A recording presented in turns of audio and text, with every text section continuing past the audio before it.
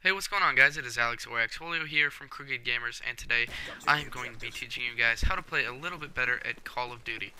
Now, what I usually like to do is I like to start off with an assault rifle, because if you come into a long range attack, you're going to win right off the bat, because usually spawns are pretty far away from each other. Now, the only reason that I'd say you shouldn't use an SMG or a shotgun or anything like that to start off is because once you go around corners, you never know what's going to be waiting for you. There could be guys in prone with assault rifles. There could be guys waiting to knife you with tack knives. There could be anything that you could imagine around that corner. Now, the thing that you have to remember, though, is the fact that you do need to stay a little bit farther back if you have an assault rifle, only because if you get into a close range attack, it's probably not going to help you. And I will be right back. I have a phone call. Sorry about that, guys. It was just my good friend Johnny calling me. Now, anyways, like I was saying, when you have an assault rifle, the thing that you want to do is you want to make sure that if you are going to be at long-range attacks, you want to make sure that you're going to have the upper hand advantage. Because if you have anything like a PP 90 M1, or if you have a P90, or if you have any other assault rifle like an MP7, SMG like MP7, you're not going to win the gunfight if you're super far away. The guy with the assault rifle is usually always going to win, and that was a nice knife right there Salvador got. That's what I'm talking about, why having an assault rifle can be kind of dangerous in close quarter situations, but he still got the kill, and he still got away with it. But the thing is that when you're going for something like a high kill streak, say like a MOAB or say Osprey Gunner or something like that, because in this gameplay we do get a MOAB, the thing that you want to do is you want to make sure that while you're going for it, you do take plenty of cover.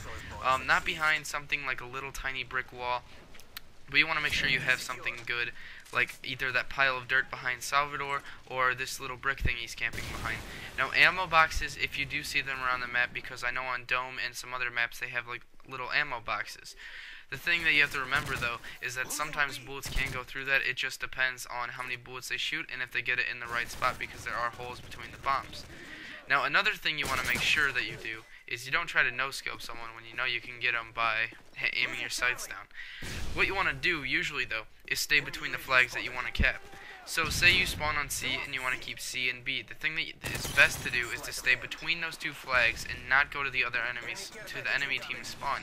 Because if you go to their spawn, you're going to push them out and they're going to start spawning all around you, which is going to cause them to have the upper hand when it comes to capping flags or spawning, because you're not going to know exactly where they're spawning if you're in their spawn. So the only thing that I advise you doing is to stay between the two flags that you want the whole game. If you want a triple cap, that's up to you, but you do need to play a little smarter when you have them triple capped. If you have them triple capped and you have a full team of 6 people and you're all talking to them and like you guys are all in a party, the thing that you want to do is you just want to have 2 guys on both sides of the flag and make sure that you don't get killed from behind or from the side. You want to make sure that you can just hold down the flag the whole game. Now, the B flag is the hardest flag in Domination to handle, and I think a lot of people would agree with me on that. The only reason why is because everybody is going to go for that, and that is everyone's main target to go through during the entire course of the game.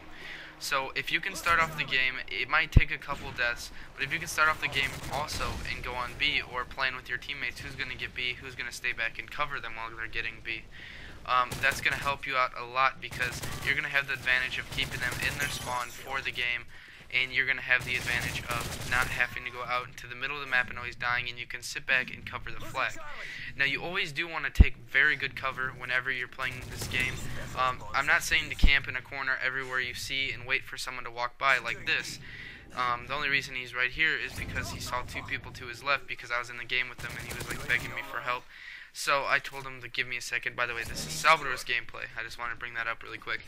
But anyways, what you don't want to do, though, is you don't want to sit in a corner, or you don't want to sit right next to something the whole entire game. You do want to move back and forth to make sure that you can have the entire map on lockdown. You want to make sure that you can have everything all the time, and it does help sometimes if you're talking to someone, but I mean, if you're just online to play for fun, then it really is more about yourself.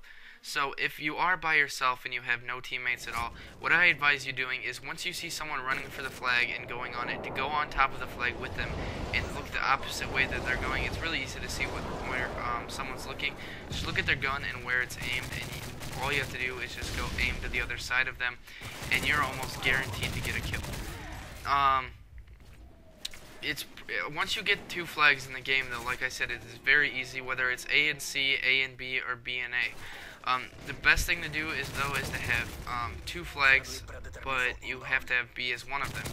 If you have A and C, then the spawns aren't going to be that good, because you know that they're going to spawn somewhere in the middle of the map, but you don't know where, because that could give them an advantage point to run up to you, and they could gun you down really easy. So you do just want to make sure that you're nice and safe and secure, and you have those 2 flags, and you don't want them to be spawning in the middle of the map, because that will give them an advantage to go and get either flag, because half the time most of your teammates are on 1 flag. Now when you do have that one guy that goes into their spawn and pushes their spawn really far, all you have to do is just make sure that you're sitting next to the B flag, next to the C flag, or next to the A flag, and make sure you can keep it down the whole game. Now, like I was saying, that knife right there that Salvador just got, see, he's lucky he reacted in time, because if he would have tried to shoot him with his assault rifle, it would not have worked, because that guy had an SMG. And it's just all about judgment in this game, and you just really have to make good judgment. If you don't have good judgment, then you're not going to do very well. But you can improve your judgment a lot better. All you have to do is just play a little smarter, a little bit more defensive, but you also remember that you have to be an offensive player when playing domination. Now, people don't like the fact that people use portable radars, but the thing is they're very easy to deflect, whether you're using, I think it's Assassin or it's Blind Eye.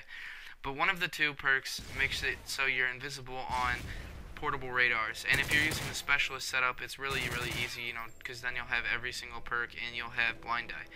But people don't really like whenever you're using like portable radars or anything like that, because they're thinking that you have an unfair advantage. But they put it in the game for a reason, and it's at a high level to unlock, because they want to make sure that people are going to actually use it, and people rarely use it.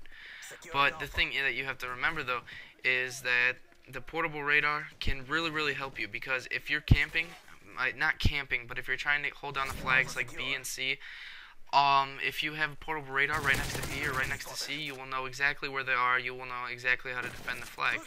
The thing is, they can have a portable radar too, so it shouldn't really bother them that much if they could have something that you have, whether they get it through prestige tokens or prestiging, or ask one of their teammates to throw one down for them. Excuse me. Another thing that you have to remember, though, is that every time you're reloading, you want to make sure that you get behind cover. Like this wall right here, it won't really keep you the best cover, but it will still keep you covered. But Salvador right now, I think he is 1 or 2 kills away from it, and it's really nice when he gets it, because we're so relieved. We're like, oh my god, I don't have to worry anymore. And there's his mob. See, now if he would have been on the other side of that wall and he would have been looking away, the guy could have came and saw the assault rifle, and he could have just went up to him and knifed him. So that's another thing you have to be careful of, is that when you're hiding, you have to make sure that you're not exposed to anyone on the enemy team, and you have to make sure that you are going to be able to take advantage of them and get the kill every single time. Now once you get your MOB, you don't really need to camp a lot anymore if you want to try to get another one.